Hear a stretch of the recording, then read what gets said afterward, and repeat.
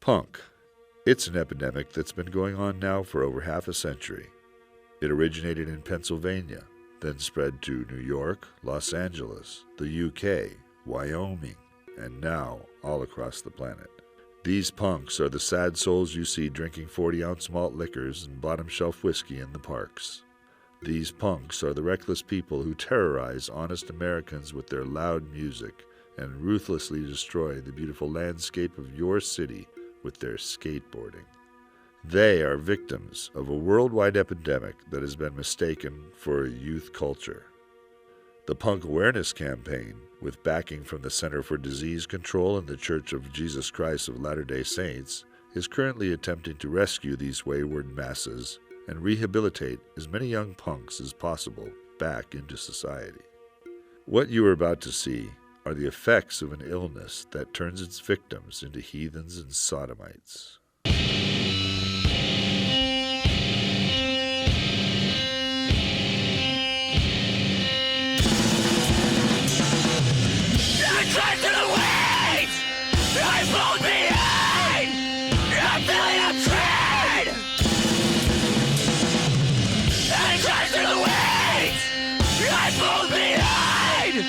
I'm feeling a trend. Too tired to go on. Too tired to go on. Too tired to go on. Too tired to go on.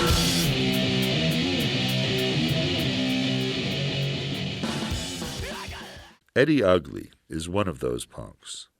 This young man came to the PAC with one of the most severe cases of the punk virus on record. I'm Eddie Ugly from Stockton, California. I used to be in a crew called PCP, Port City Punks. Now I play in a crappy power violence band called No X Crutch. I'm Julian Gonzalez. I'm from Stockton, California. I'm in a band called No X Crutch with my friend Eddie Ugly. We play like bullshit power violence. That's too power violence for the hardcore kids. It's too hardcore for the power violence kids.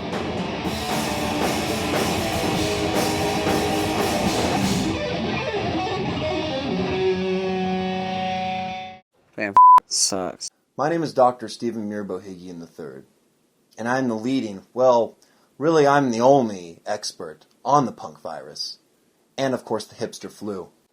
Eddie's was known as Drunx Punx. Upon contracting this particular strain, the infectee develops an extreme taste and hunger for things like alcohol and, in some extreme cases, cocaine. A love of skateboarding is also common, though most of them can't even skateboard very well. And much like the other strains, they develop a taste for extremely bad music.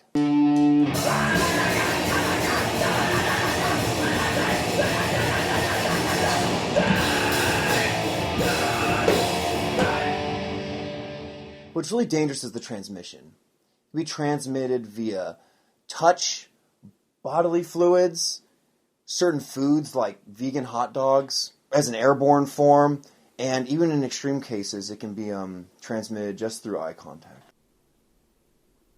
Before he came to the PAC, Eddie displayed all the behaviors of a typical punk victim. When I was younger, I'd wake up, brush my teeth with cocaine.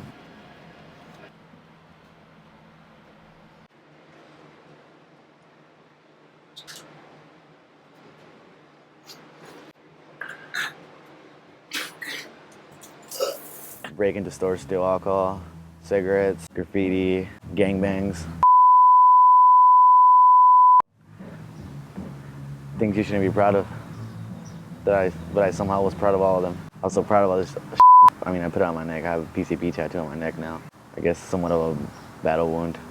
Last month after a rager, I woke up in the koi pond, dead fish all on me, covered in cocaine. That's when I knew I had a problem. But Eddie was not always such a terrible person. Eddie caught this disease in Mexico, which has become a hotbed for the punk virus. I'd visit Mexico a lot growing up. The kids that lived in the neighborhood, had changed when I came back, and, they were all ranting and raving about this new thing called punk rock. I just followed them around and did whatever they did, and reintroduced me. They spread the disease on me, I guess. After that summer, you know, wasn't the same. Like, I didn't come back the same kid. When a punk chooses to be cured, he must often sacrifice many facets of what has become a large part of his personality. Those patches I've had accumulated since I was a young teenager, you know, those all had, like, backstories to them, you know. I mean, they held memories. You know, sometimes that patch I bought was only $2 I had for that week.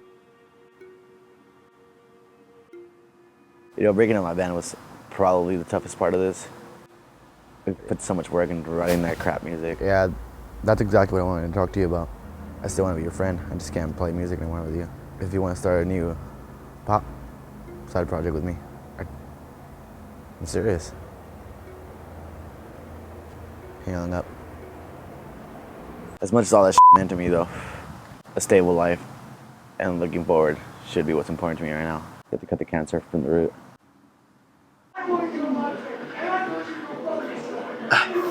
Yeah, I wish you can just get rid of this one too, but it's extremely painful.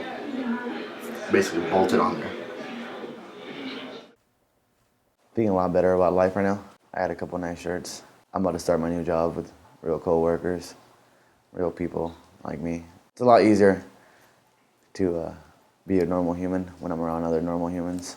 I guess the fact that all my friends rejected me is a good thing now.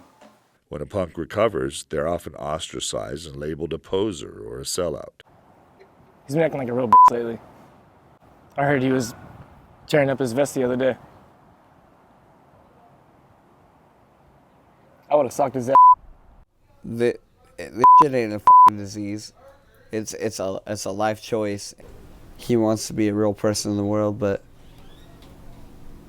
the fuck is that? It's misery. So I'm feeling pretty good. Just got out of the shower and smoked a drink today. I'm about to clean this house up, get a better environment. What's up, dudes? How you guys doing? Good day. You guys are fucking pricks, dude. Fuck you. I don't know if I can do this anymore. They're all just complete fucking assholes. I didn't do anything to them. I guess they can't accept me. I mean, I love them, but they can't accept me. I'm gonna have to leave this place. It's not what I want to do, but whatever's best for my recovery. You know, it's not easy being a normal human. Sadly, the stresses of everyday life prove to be too much for some recovering punks, and relapse is common. Shut the f*** up!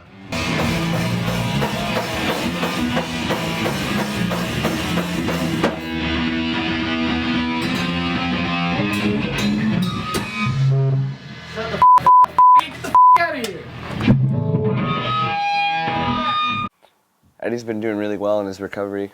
I'm actually pretty surprised, but like, that's good for him, you know? Did you fucking hear that?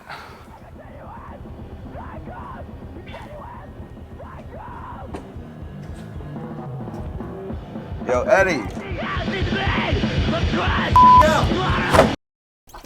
He's relapsing. This shit ain't right. He knows it's not. Eddie's relapse really took a dramatic turn, and it played out in a very public forum. It happened the first day at his new job at the office. I can't take that shit. I just can't handle it.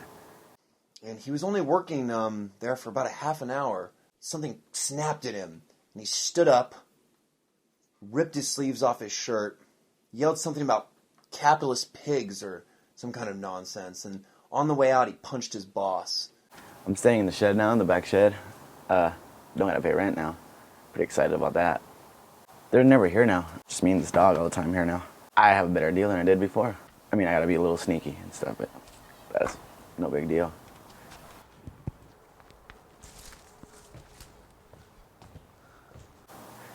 That window's always unlocked. I just go in there, and those assholes been eating pretty well. A lot of good food left in there, you know. There's always beer in that fridge too, so. Eddie has returned to the tragic existence of a punker. You can see the sadness of failure in his eyes. I can't be any happier than I am right now. He realized what life's really about, and it's about having fun. It's about, are you happy at the end of the day? Fuck you and thank you, PAC. But mostly you. It is likely that Eddie Ugly's case of punk has become irreversible. He will live out the remainder of his life squatting in abandoned buildings, bumming cigarettes, and engaging in a life of hedonistic debauchery. He will probably meet his end by overdosing on marijuana. The punk awareness campaign will continue its work unabated, but Eddie Ugly's story should be a lesson to all. Don't get punk.